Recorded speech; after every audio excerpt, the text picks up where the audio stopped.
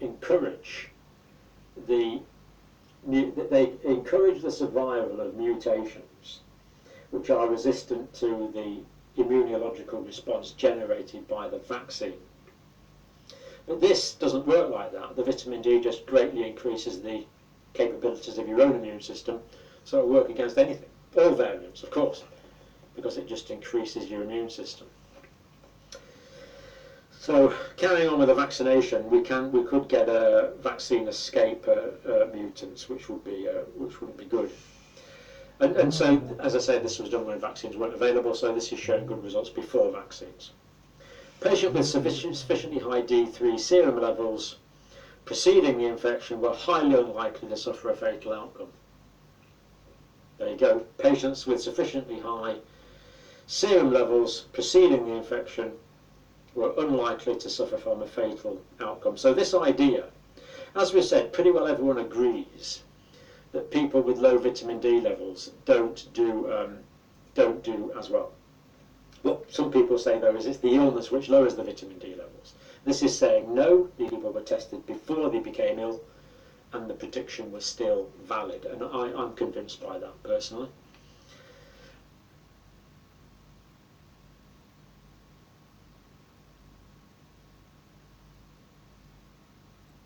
This correlation should have been good news when vaccination was not available, but instead it was widely ignored. Now, why would governments want to ignore this and instead seemingly spend all their energy promoting vaccination? Now, vaccination is important. We're not saying, this is not an anti-vax video, please don't think that. We need vaccination. But why would governments apparently ignore the beneficial effect and the immunity enhancing effect of optimizing people's vitamin D levels, thereby optimizing people's vitamin D status, therefore making people get less sick? I really don't understand why that was widely ignored. I tried, David Davis tried, we did a couple of interviews with David Davis, MP, who brought this up in Parliament several times, but it doesn't alter the fact that it was widely ignored by the chief medical officers in the United States and the United Kingdom. If you meet them, ask them why, because I don't know. The low threshold for healthy vitamin D levels should lie at approximately 125 nanomoles or 125 nanomoles per litre or 50 nanograms per mil, not the 20 nanograms per mil that is necessary for preventing rickets. So these recommendations, you could argue, I mean, we've known that people have known that vitamins, even before my time, people have known that vitamin D prevents rickets since, Victorian times. This is 120 years ago. And yet, when these levels, the levels that were required to prevent rickets were worked out, literally 100 years ago, it isn't more than 100 years ago now, they don't seem to have been updated. What's going on? Why don't the medical authorities update this information? And this paper is saying, if this was done, if everyone was put up to 50 nanograms per mil, this would save most lives, reducing the impact, even for patients with various comorbidities. So this is going to protect everyone, including those with comorbidities, to some extent, or to a large extent. This, to our knowledge, is the first study that aimed to determine an optimum levels of D3 to minimise COVID-19 mortality.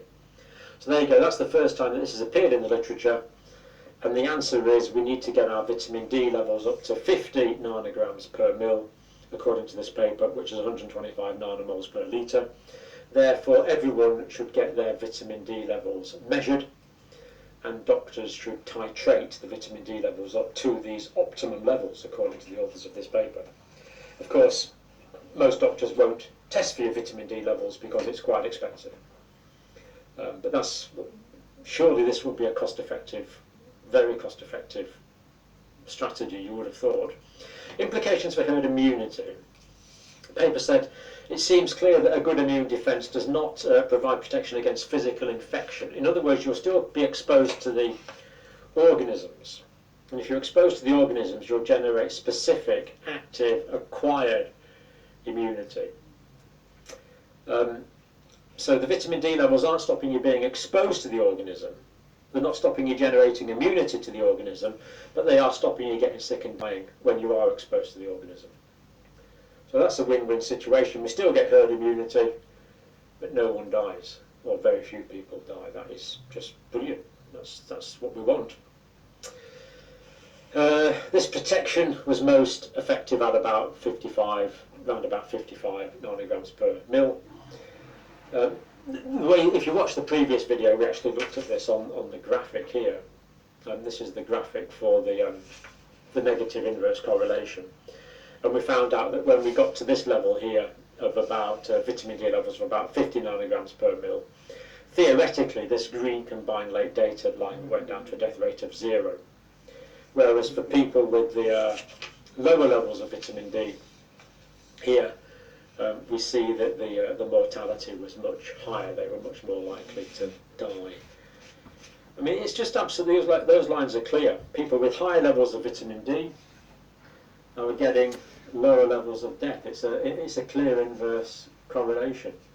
And this paper has given the evidence to argue that it's not a cause of the illness, but the illness is a cause of the lack of vitamin D. Now, another reason I'm convinced by this, it's kind of a bit more philosophical really, and it's this. I've probably got some of these. We've got that one. Yeah, I've got that paper there, look. Traditional living populations in East Africa have a mean serum 25-hydroxy-D vitamin concentration of 115 millimoles per litre or higher. Now, of course, you and I deny it as we might try to. We are hunting because of the lack of. We see that the mortality was much higher. They were much more likely to die. I mean, it's just absolutely like those lines are clear. People with high levels of vitamin D are getting lower levels of death. It's a clear inverse correlation, and this paper has given the evidence to argue that it's not a cause of the illness, but the illness is a cause of the lack of vitamin D. Now, another reason I'm convinced by this, it's kind of a bit more philosophical really, and it's this. I've probably got some of these. We've got that one up there. Yeah, I've got that paper there, look. Traditional living populations in East Africa have a mean serum 25-hydroxy-D vitamin concentration of 115 millimoles per litre or higher. Now, of course, you and I deny it as we might try to. We are hunter-gatherers. That's what we are. We are designed, evolved to survive by gathering and foraging for roots and vegetables. Then once a week, once a month, the young men in the tribe might make a kill and will eat meat. We are hunting.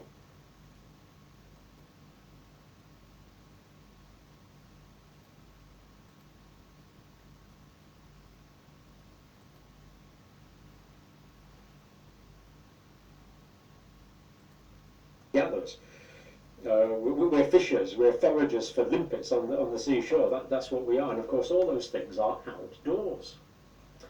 So this is traditional living populations in East Africa.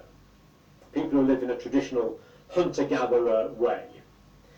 Natural vitamin D levels seen amongst traditional hunter-gatherer lifestyles, even when there's lots of infectious diseases around, in a natural environment, the vitamin D levels go up to 45 to 50 nanograms per mil. So these people had way higher, that's 110 to 125 nanomoles per litre. These people living a natural lifestyle had way higher levels of vitamin D than we do in our natural circumstance here, where the government just wants us to get it above 20 or even up to 30 according to the World Health Organization. According to the World Health Organization, if you've got 30 nanograms per mil, you're not deficient with that. They count that as sufficiency. But that's not good enough for the hunter-gatherers. They have 45 to 50 because they're living outdoors all the time. A traditional lifestyle which we are supposed to live. Our physiology, your anatomy is that of a hunter-gatherer.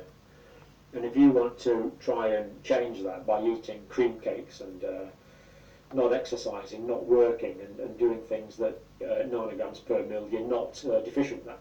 In a natural environment, the vitamin D levels go up to 45 to 50 nanograms per mil.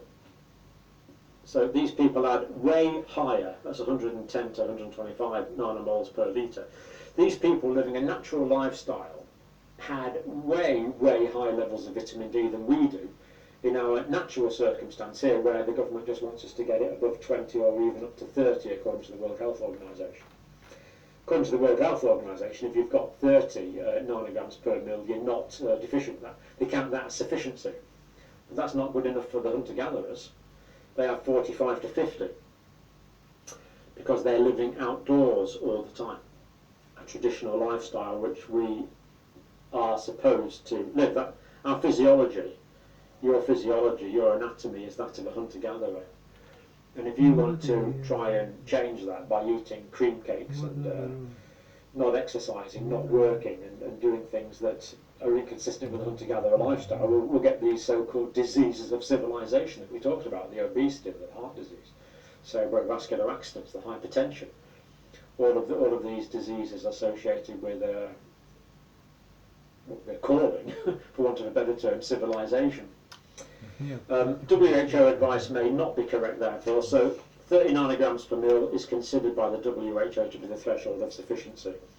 So they're saying you've got sufficient vitamin D if they're above 30 nanograms per mil, whereas people with traditional lifestyles have 40 to 50 nanograms per mil. Now, if these people with traditional lifestyles are exposed to even greater amounts of sunshine, the vitamin D levels still don't go higher. So it looks like human physiology has kind of optimised this as the optimum, around about 50 is the optimum vitamin D level. But most of us are way below that, way below that.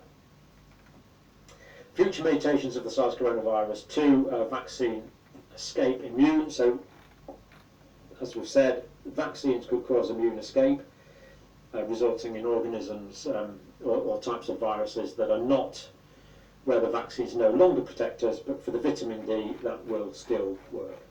It will still work.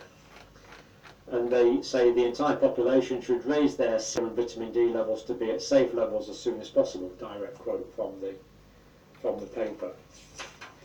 As long as enough vitamin K2 is provided, the suggested D3 levels are entirely safe to achieve by supplementation, according to the authors of this paper. Now, of course, this is for academic interest only.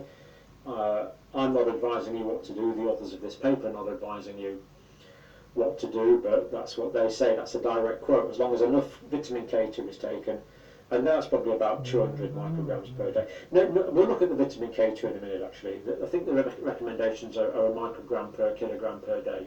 But this is saying if you take a lot of vitamin D, which we need to take, because we don't get it from the sun, then you probably need to increase that a bit.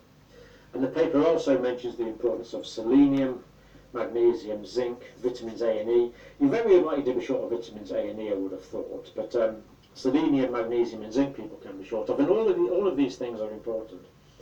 It should also be controlled for and supplemented where necessary to optimise the conditioning of a well-functioning immune system. So we need to optimise our immune system.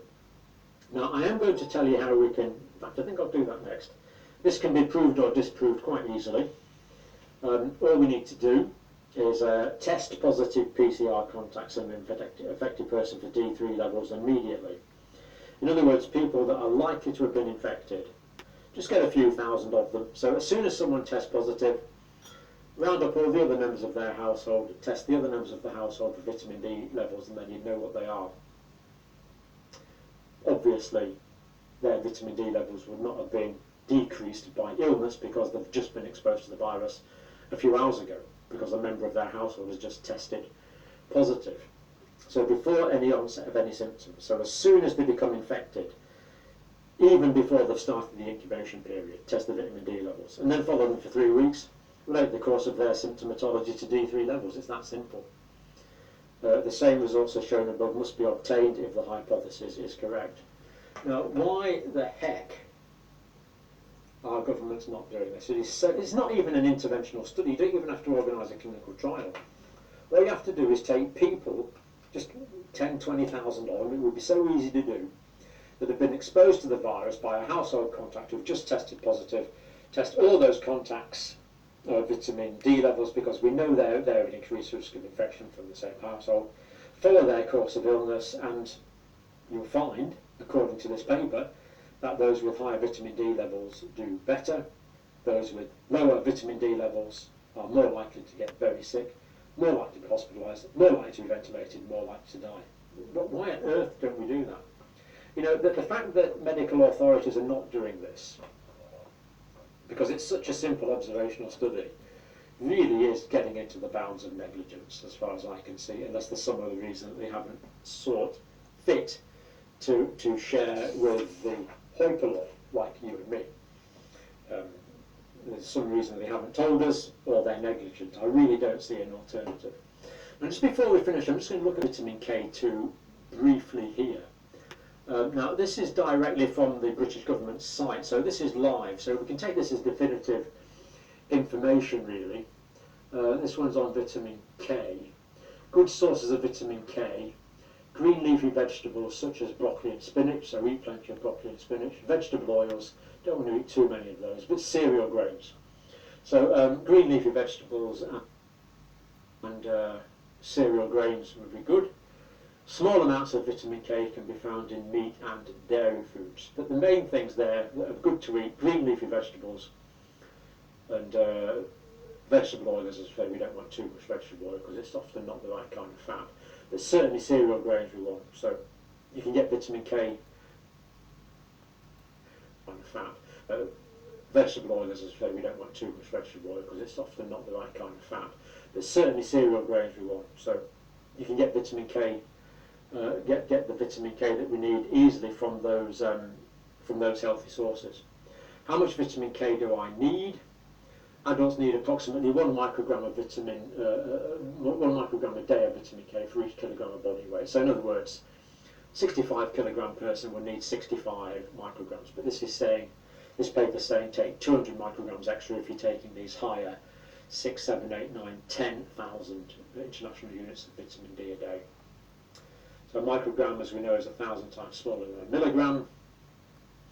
You should be able to get the vitamin K that you need from eating a varied and balanced diet. So that's true, but this paper is saying, just to make it completely safe, if you're taking high doses of vitamin D as a tablet, do take some K2 as well, according to this paper.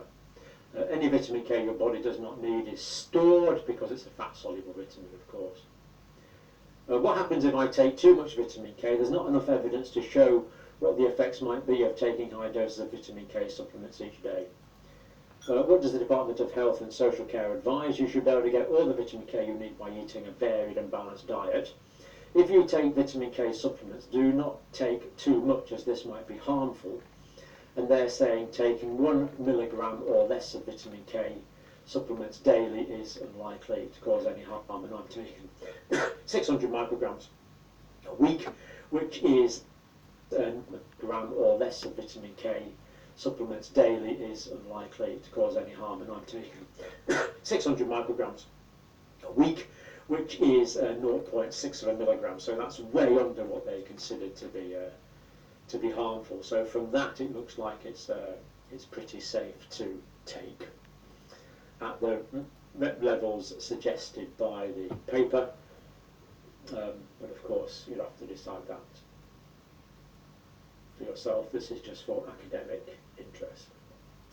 So there you go. Those British government's simple guidelines are really very helpful. So some interesting questions for the chief medical officers next time you meet them. Why on earth aren't they doing this simple observational study? Do that on 10, 20,000 people. The data will be definitive. We are predicting here that it will show that people with low levels of vitamin D don't do as well, and that by bunking it up we could massively improve the health of the population for essentially no cost, and yet it is not being done. Strange but true. Thank you for watching.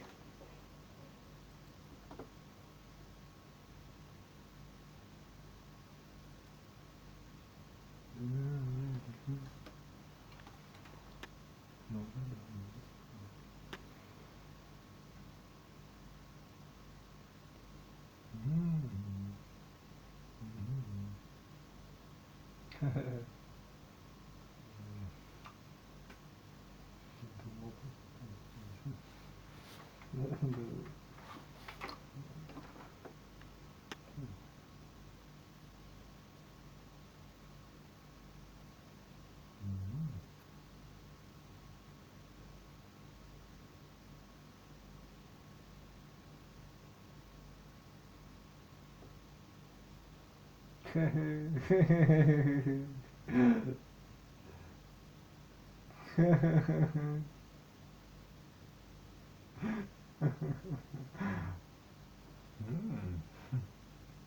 все что ли уже? А, так это просто... А, нет, нет. Можно еще раз.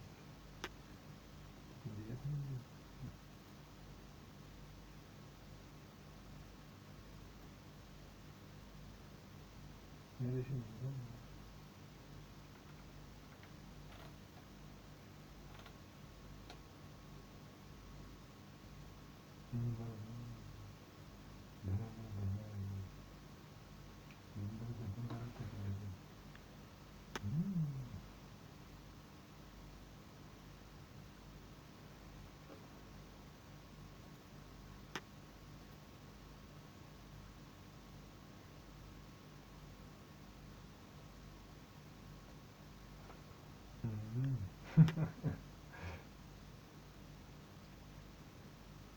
Нет, все.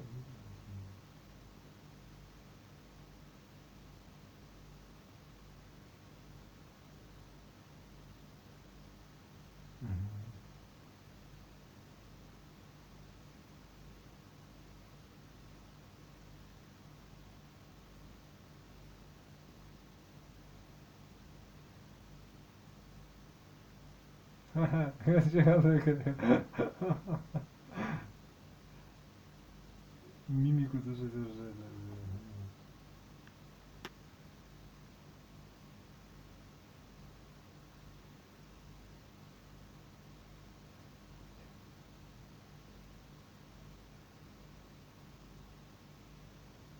Что-то я когда был маленький, по-моему, сурдопереводчики так не делали.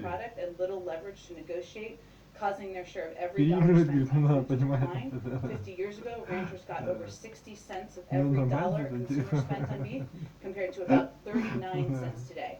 Similarly, hog farmers got 40 to 60 cents on each dollar spent 50 years ago, down to about 19 cents today. So that obviously is a significant concern. If you see the wholesale beef value and the cattle value, that should not be how the gap between the lines. Just wanted to highlight again, we announced we're investing up to $1 billion in new and expanded independent meat and poultry processing capacity, workforce development, and other assistance. All that was included in the American Rescue Plan. We're continuing to strengthen rules to protect farmers, ranchers, and other producers, and we're enforcing existing competition laws vigorously and fairly, and our new White House Competition Council will make sure agencies work together as appropriate. Finally, we're bringing greater transparency to the industry. The USDA announced steps on that back in August, and we'll continue to build on that. Also, just wanted to highlight that yesterday the Department of Justice announced 2 important new steps to address gun violence and keep guns out of the wrong hands. First, they issued a final rule making clear that federally licensed firearms dealers must sell safe storage devices that are compatible with the firearms they sell.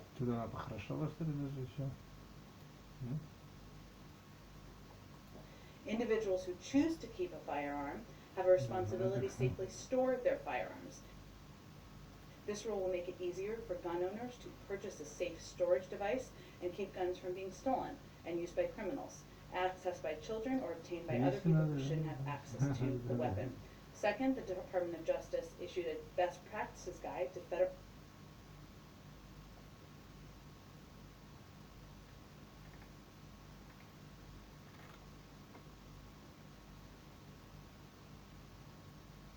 Нет, что себе пиши. У нас, ну это и себе он так думает.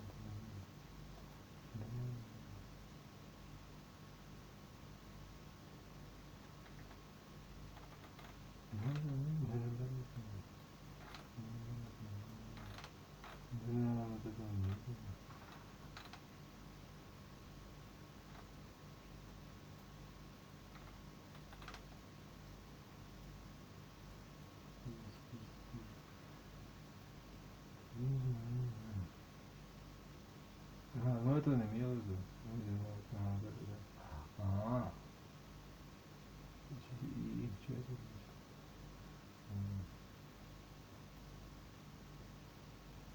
Ясно. Ну, в смысле, это ничего не значит.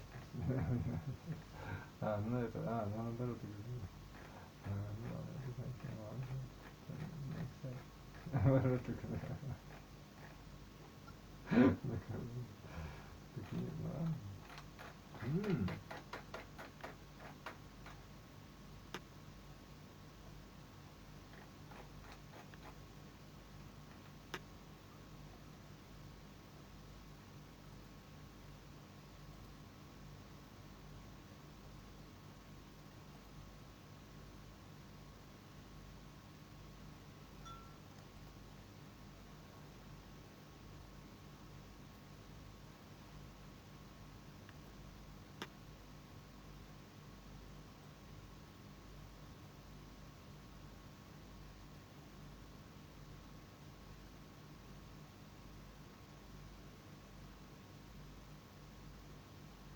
Ну вот это, ладно.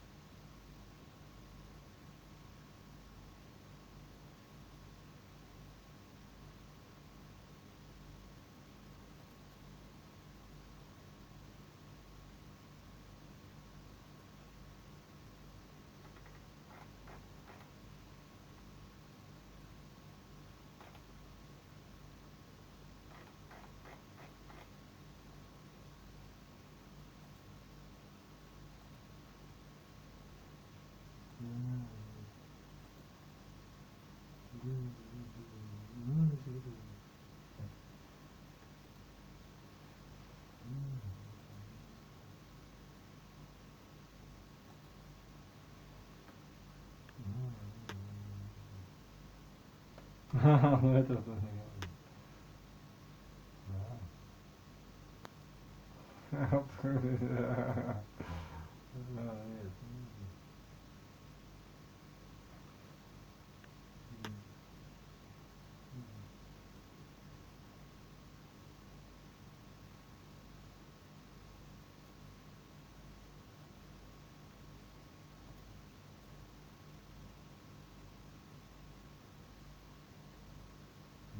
надо.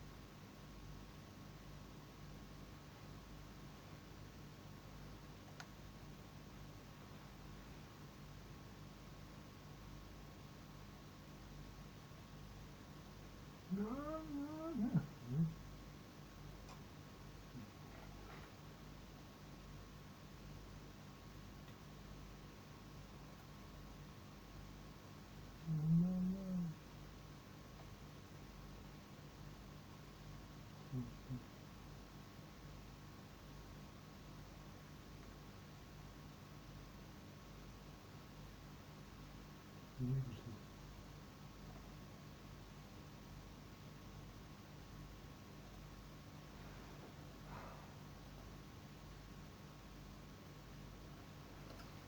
Не надо играть.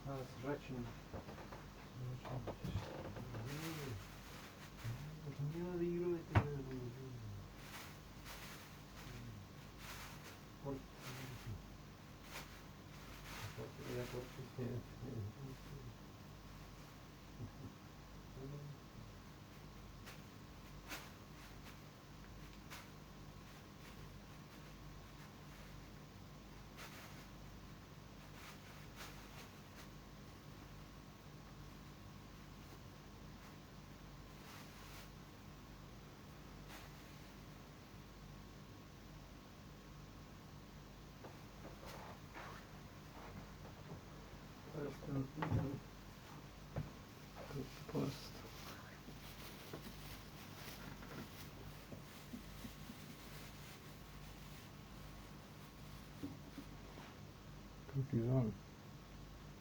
Peyjer. Peyjerin.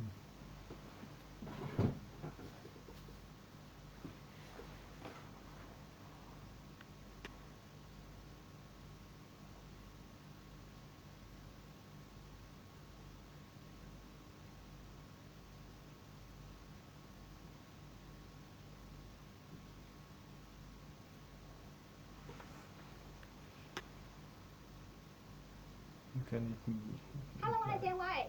今日咧係 ADR 考試5至8級講解同埋示範嘅最後一級啦。嗱，每一級咧我都要揀3至4首，我認為好好聽啦，要好好彈啦，同埋好特別嘅作品俾你哋。希望你哋中意，可以考試嗰陣時用揀歌。今日咧我就係5級嘅最後一首啦，我揀咗 C1 Mr. Trumpetman。嗱呢首咧好明顯就係一個 jazz style 作品啦。咁咧呢個作曲家咧叫做 New Orleans Traditional Jazz 一個 setting 嘅音樂中。咁佢話呢個 setting 咧呢個 traditional setting 咧就係一個 big band 嚟嘅。然之後咧佢就會同 solo 嚟合作，佢會請吹小號嘅，或者係吹 clarinet， 或者係 saxophone 嚟咁佢哋會合作嘅。咁呢首 Trumpetman 咧好明顯就係請咗小號家啦，所以咧開始分下咧，你要加 pedal， 先一齊用呢個 big band。然之後小號家行咗嚟咯，小號家嘅獨奏。咁小號咧都要加翻少少 pedal， 所以都要嗱，仲有呢首歌小號家邊度咧都要彈 rhythm， 喺第8小節咁，佢係咁樣寫呢然之後咧，所有啲切分音、加特呢啲咧都係 swing 嘅。譬如話呢個11同埋12好似啊，1 2 3 1 2 3 1 2 3 1 2 3 1 2 3 1 2 3 1 2 3 1 swing 呢度就好有 jazz 嘅感覺。呢個咧唔係好難，你呢要數好多都係單手嘅啫喎。但係如果個位係難嘅，即係佢飛越 across the whole keyboard 幾遠嘅喎。譬如話呢度。你會好驚㗎，所以咧你要練嗰啲 preparation 先，即係練嗰個5手指先。嗱，如果5手指準啦，你就加埋下邊 chord。如果都得啦，就加埋。跟住兩隻手啊，仲有一樣嘢咧，當你彈好遠嘅跳嗰陣時，你彈呢度咧，你要望住呢個 G 喎。知唔知啊？彈呢度望住你要跳嗰個音，呢個都係彈呢度，你要望住呢度。咁咧你要心理準備，你多數都會跳得比較準嘅。就加埋我哋啲 preparation exercise， 好啊？嗱呢首咧好型，好好彈嘅一個選擇，不如我哋一齊先聽下。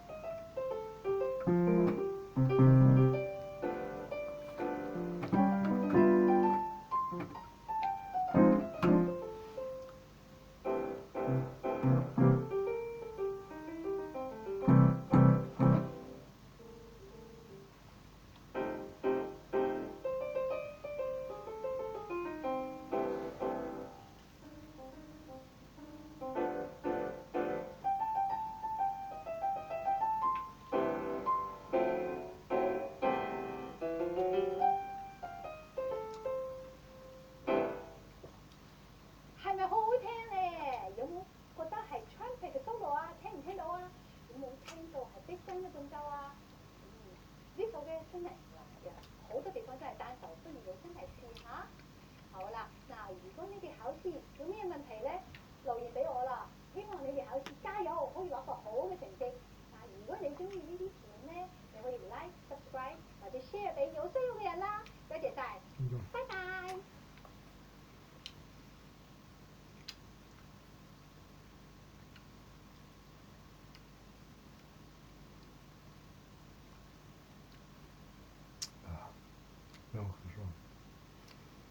Что делать-то?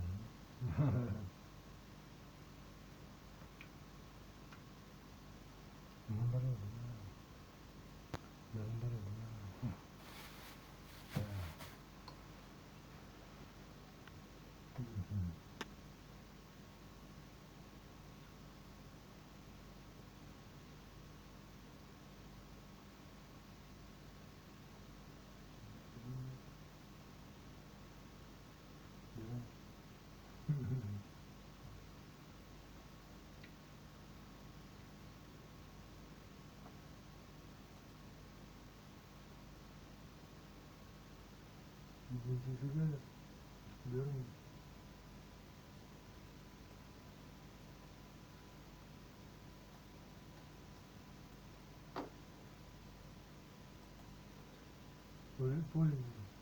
Как при помощи обычной скалки восстановить свой организм и в новом году почувствовать себя здоровым?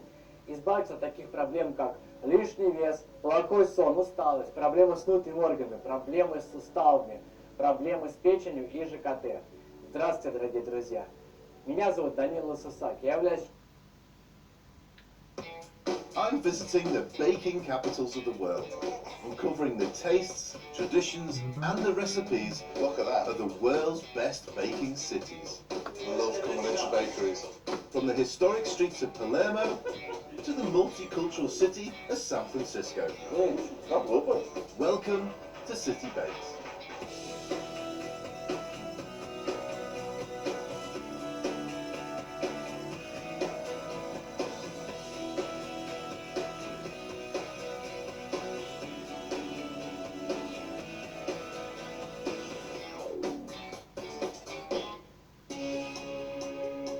Today, I'm in a city at the very southern tip of Africa. I've been here before for a little bit of a break, but I've never really dug round in its baking history on what they actually produce nowadays. That is my job while I'm in this amazing city. I visit a cake shop where they don't do anything by halves. That's chocolatey, all right?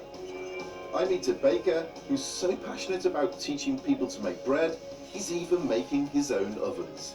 It's amazing. I get a taste of the latest pretender to the Cronut crown. That, for me, is the future.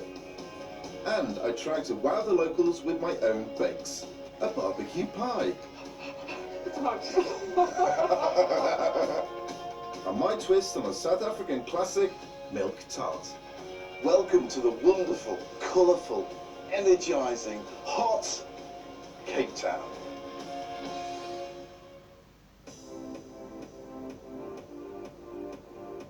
For sun, sea and some seriously jaw-dropping scenery, Cape Town is hard to top. It's where the Atlantic and the Indian Oceans meet, and cities don't come with much better backdrops. This is a stunner. The beautiful Table Mountain.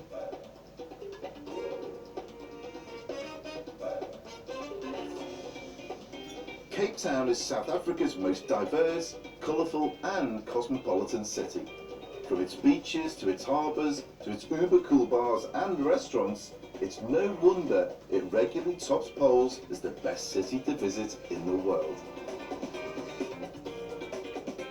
And you don't have to go on safari to spot the big five. Let me show you something that can remind you of Cape Town. Okay. Okay. The warthog, yeah. Very popular, ugly but cute. It's a bit like me.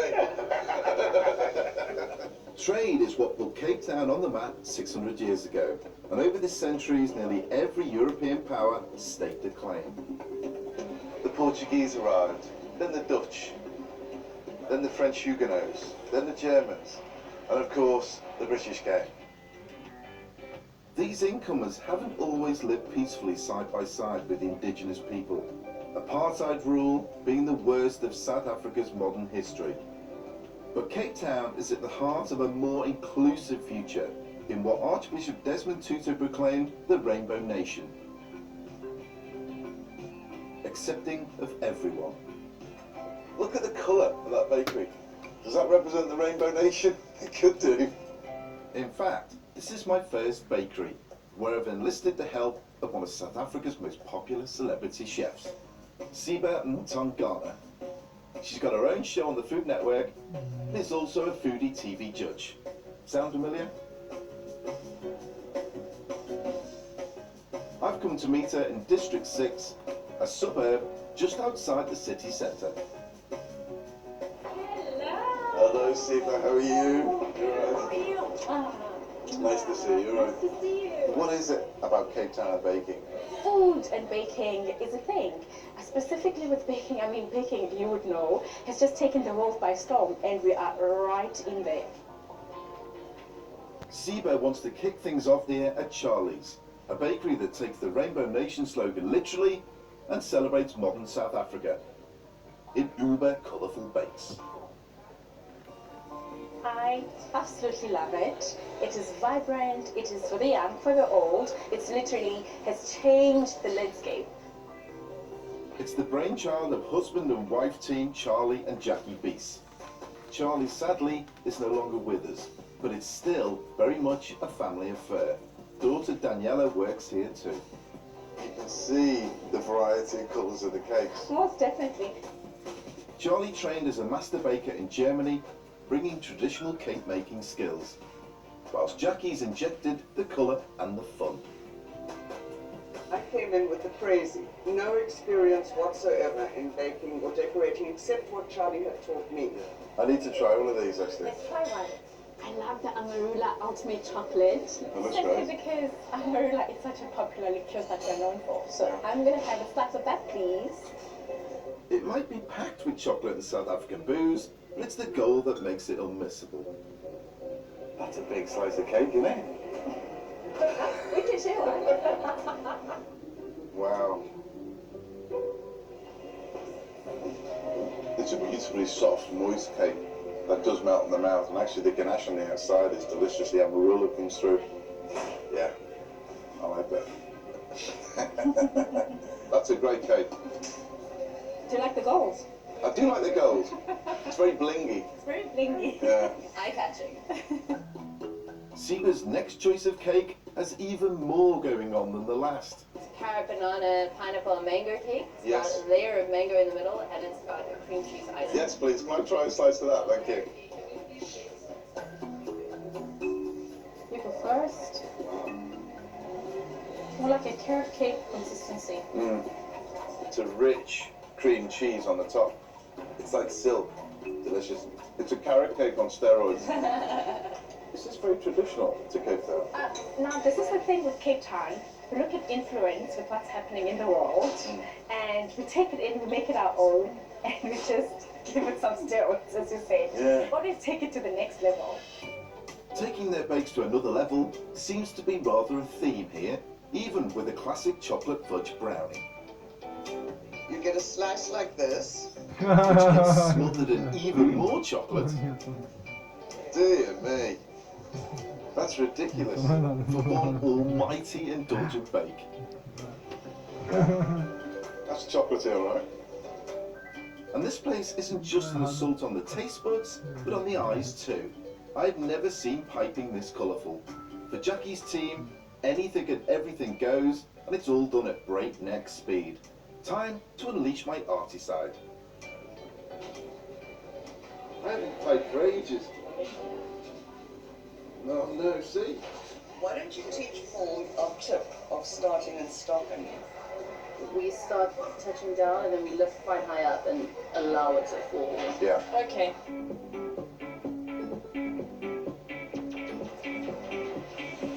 Woohoo! Go Paul! So now I'm gonna give you more color. Yes. More color. Yeah, I need more colour, Some red. Yeah, sure. We can auction it off for charity later today. Do you know what I need? My glasses. Are they really strong? We can do. Oh, that's better.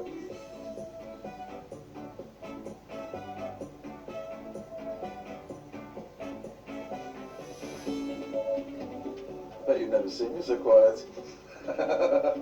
Lovely element. I get into my art mode again. It's great. I can do it for hours. I'm no expert at piping, but I love doing that. These guys are experts.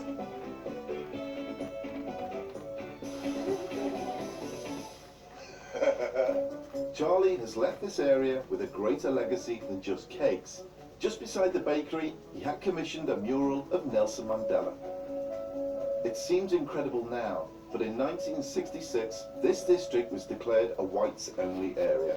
Its black residents forcibly removed to townships outside the city, and their homes were flattened.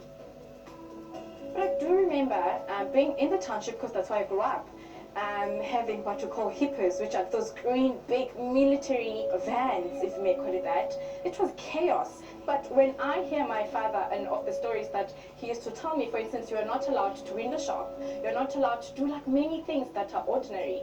Being a person who lives in this time now, it's hard to fathom that really was the reality of that time. It's truly mind-boggling and thankfully consigned to the past. The next place Siba wants to take me is to the neighbouring Woodstock, which, unlike District 6, escaped forced removal under apartheid and remained a multi-ethnic community. It's one of the city's most vibrant neighbourhoods and, apparently, is the perfect place to lunch like a real Cape Townian. I've got to show you this place. The vibe is amazing. The food is awesome. You can't visit Cape Town and not come here. It's always packed, but the food is great. If you're here, Siba, it's got to be cool. It is cool. The Kitchen Cafe opened in 2009. It fast became a favourite lunchtime spot for locals, city creatives, not to mention the odd celebrity. Even Michelle Obama. Look at this picture. Oh, wow. That is, yes! Wow, that is famous.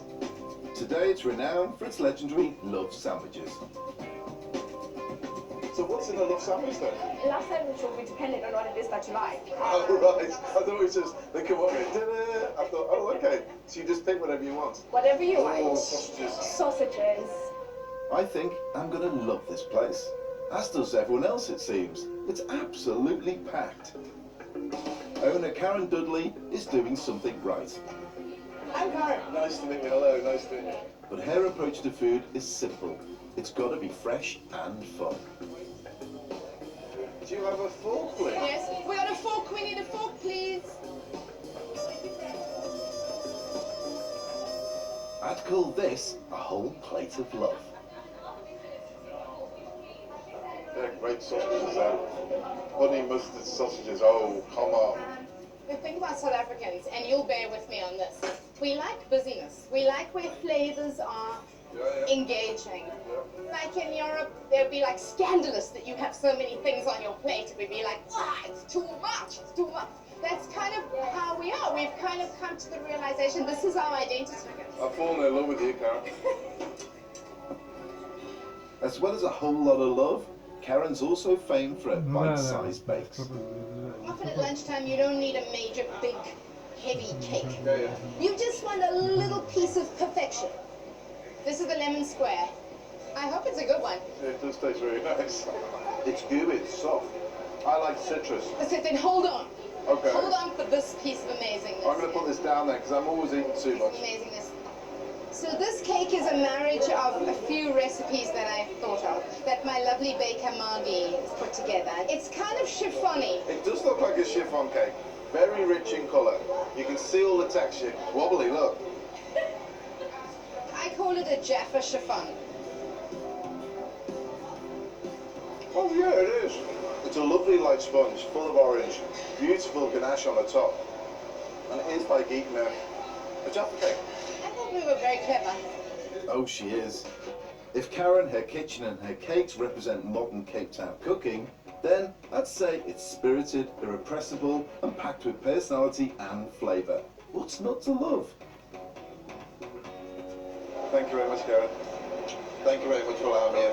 Appreciate it. Such a pleasure. Take care. I hope you have a bull eat the whole place up. And I've only just started in Cape Town. Next, I get a taste of the city's trendiest bake. It's lovely. It's delicious. It's really quite refreshing. And I'll show you how to make a traditional Cape Town tart with my twist. It's got a gorgeous texture of the custard. Then you have that hint of the Earl Grey as well. Bit of Britishness, bit of Dutch, but all South African. Kijk, накопить на что угодно, используя только смартфон. Первое. Открываем заметки на смартфоне, записываем в них свою мечту и ее стоимость. Например, квартира стоимостью 7 миллионов рублей. Второе. Скачиваем... Это мечта, что ли? Я что-то вот не понимаю, это серьезно, что ли? Ладно, я просто не в курсе. Я не понял. Да. Ну нет. Да. Нет,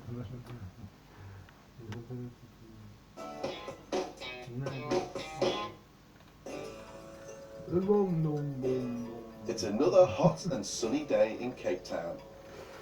This morning, I want to explore the city's bread baking past, and the most fun way to do that is to hunt down something called a bunny chow. I'm just going to find out where it is now.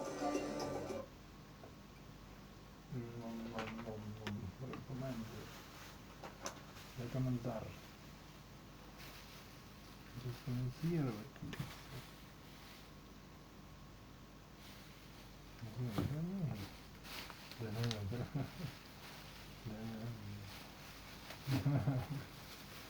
Чё?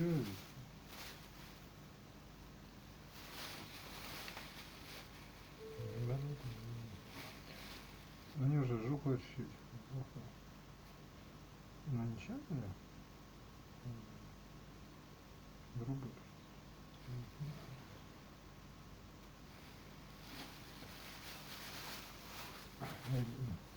Тоже это даже да, это есть на самом деле. А, ты сердце тоже так? Да, это есть на самом деле.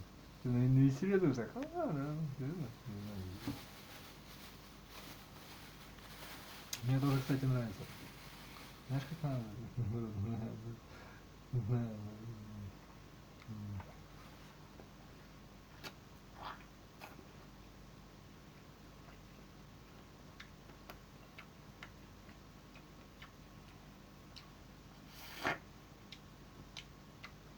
Ну там прикольно там. Ну привычно. It's been a South African staple for decades, but don't worry, it's not made from actual bunnies. Ну нормально, значит. Bunny chow place. Chicken, mutton, bunny chow. Mutton is something like beef and chicken is fried chicken. Okay, I'll have the fried chicken. Okay. Thanks, buddy.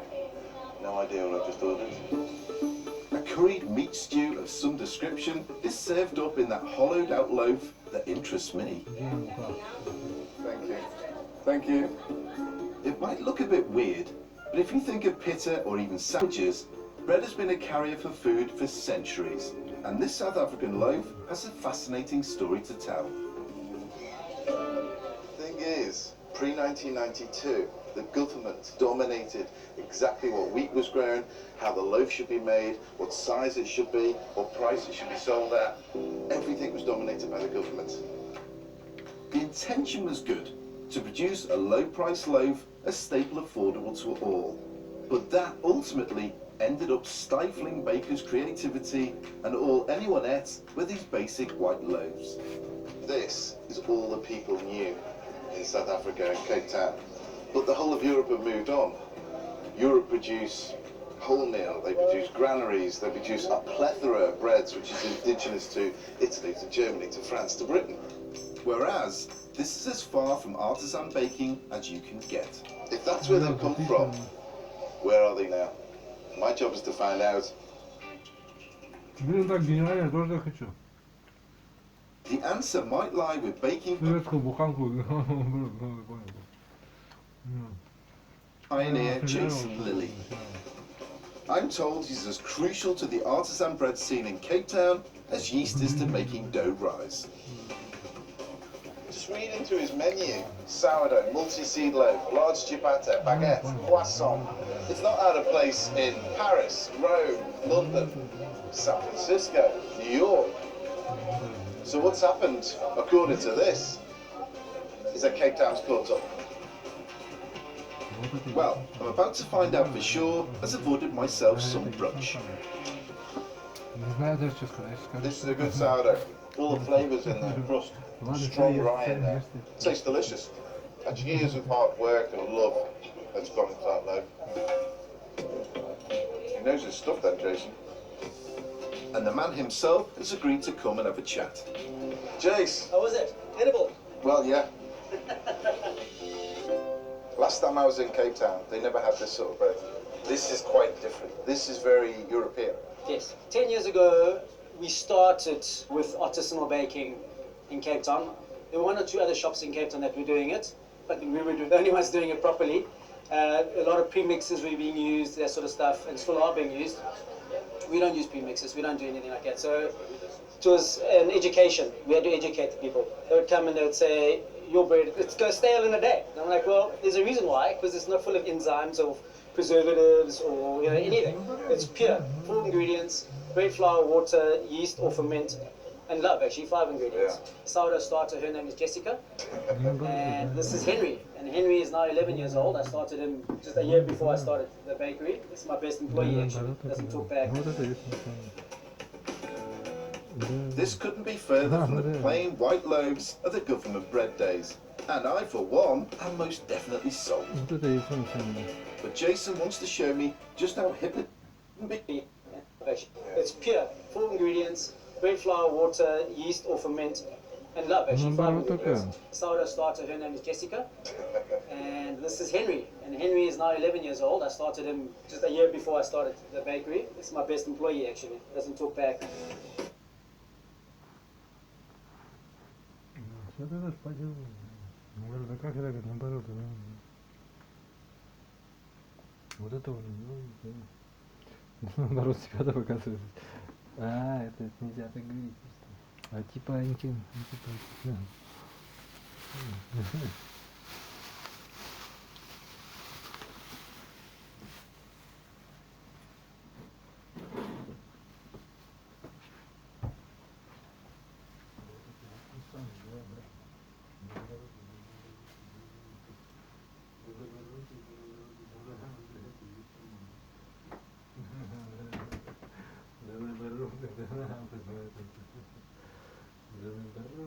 да наоборот, да нет, ну, знаю, да.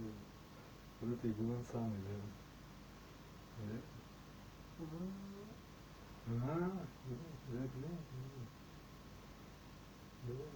Ну вот это и был он садок, да, это да. Корней волос горит. Цедра лимона только всего лишь. Лимон только никому не говори, цедра лимона только это.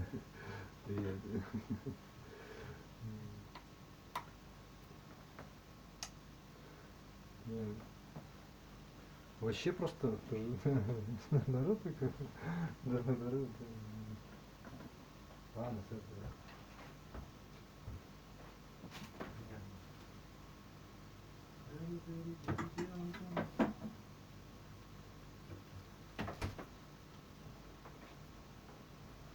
Цветосъемки. Да наоборот,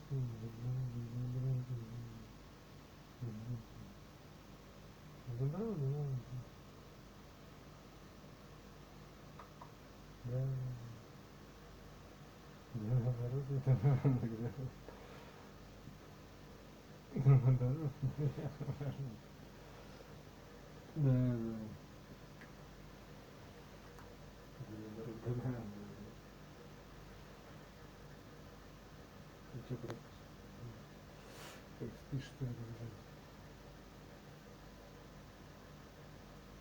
Нет, не надо вот это.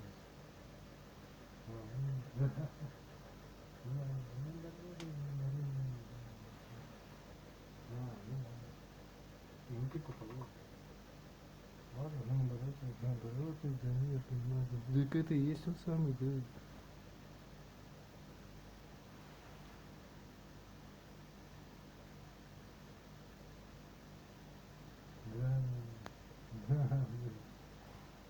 Ну нет, это он. Да нет, да. Да, понимаю.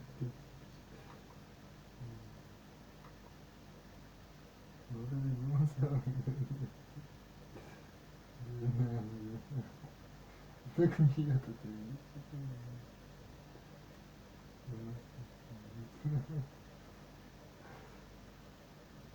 да.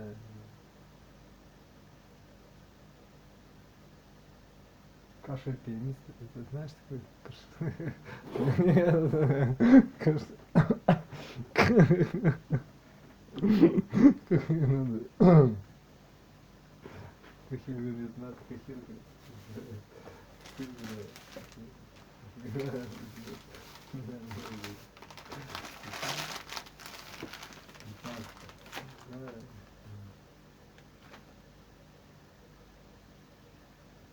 Ну нет, вот это есть. Цвета плохо.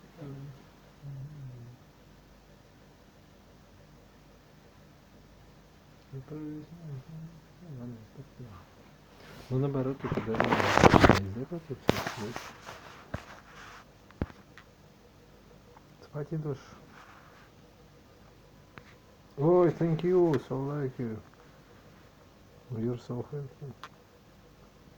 Yeah.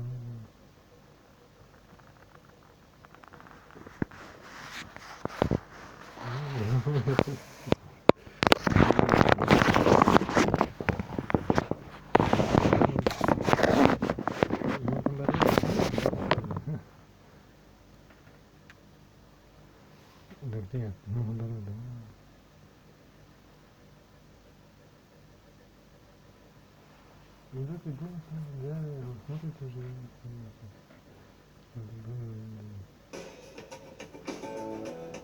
This couldn't be further from the plain white loaves of the government bread days. And I, for one, am most definitely sold. But Jason wants to show me just how hip and trendy his baking is now. So we've got a few things here. They look lovely. Croissant knots. That Croissant. is a croissant. And you got donuts as well. The croissants. This is the croissant deep fried. Wow, okay. Oh, cronut was taken. Yeah, of course. 5 years ago, the cronut took New York by storm. And although the name is copyrighted, Jason has brought it to South Africa as a docent. And like so many of Cape Town's bakers, has taken it to a whole new level. We made a Veuve Clicquot Rosé mousse, which we have here, a little bit of white chocolate. We only do one flavor a week. We've done this for the last 3.5 years. Never repeated a flavor. So that's almost 170 different flavors. Wow. So inside there. Oh, you're really filling it up there, aren't you? Yeah. You're not stingy with that. Then it's topped with fresh peach puree. Yet again, I'm seeing that South African signature celebration of flavour and fruit, and then even more flavour. This is mine. Next on, caviar made from sago, a bit like tapioca, and the finishing touch, the macaron. I reckon these docents could give any New York cronut a run for their money, but it's all in the taste. I love that because of the elements in there. You can taste it's a croissant, it's a laminated dough, but again you're getting that strong vibe of donut as well. Yes. It's lovely, it's delicious, it's really quite refreshing. That peach, the creme pat, and do you know what the killer thing is for me? You can actually taste the alcohol. You see, that for me is the future of where Cape Town bacon is going. It's forward thinking, it's developing ideas that are unique. I think Jason's done an amazing job. Thanks, buddy. Thanks for letting me in. Thank you very much. Appreciate it. Thank you.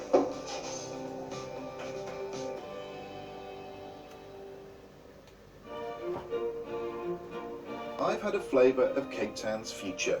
Now for a taste of South Africa's heritage. Last time I was here, I tried a traditional sweet bake I couldn't get enough of. And I'd like to use it as an inspiration to do some baking myself while I'm here. Ah, good. They've still got some left.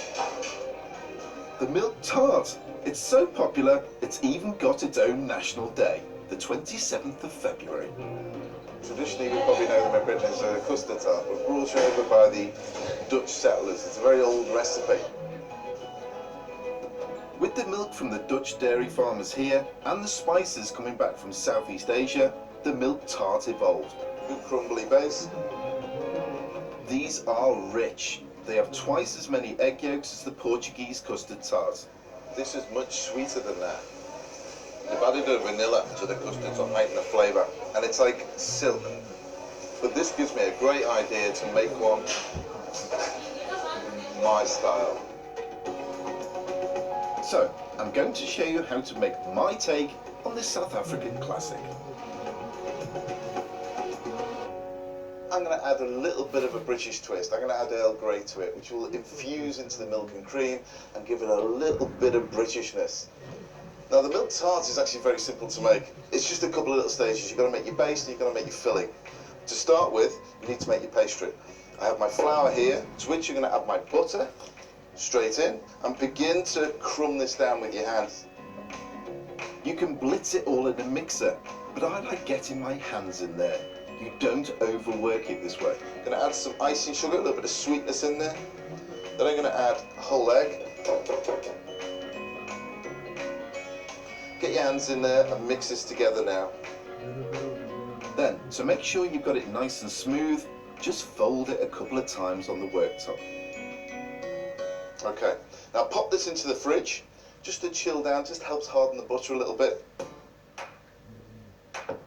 Once chilled, flour your bench. Grab a rolling pin and get rolling. It's a lovely pastry to work this. It's not too short, so you'll find it very easy to roll out. Pop the pastry into your pan, making sure you tuck it right into the corners. If you have any folds, just press them down into it, smooth them off a bit. Don't stretch it, because as soon as it goes to the oven and the moisture leaves the pastry, it just shrinks back in. And trust me, shrinkage is nearly as bad as a soggy bottom.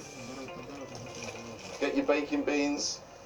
So this is going to be blind baked now for around 10 minutes or so, 10-15 minutes, and then we're going to trim afterwards. Always trim afterwards, not before. It makes it nice and neat. Now you can make the filling. I've gently heated 1 large glass of double cream and 1 of milk with 2 Earl Grey tea bags. That's going to add a lovely caramel earthiness to the custard. I have 8 eggs here. I need 8 egg yolks. I've told you those Dutch Cape Townians put a lot in. This is a very, very rich custard mix. Now I'm going to add my sweetness.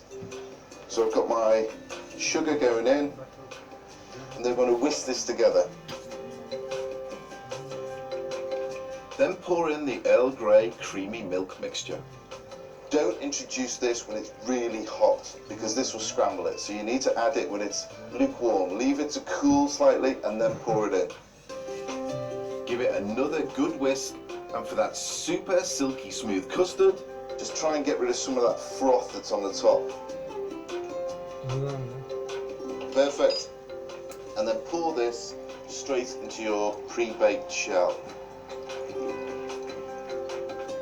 A sprinkle of nutmeg, and it's ready for the oven. This is going to bake at 150 for around 35 minutes.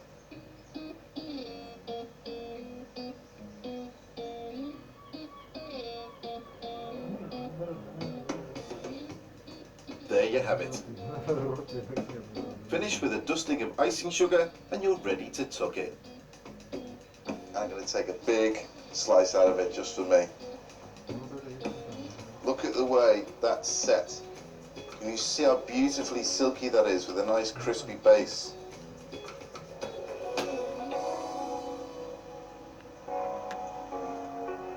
It's got that gorgeous texture of the custard. Then you have that hint of the Earl Grey as well. Bit of Britishness, bit of Dutch, but all South African.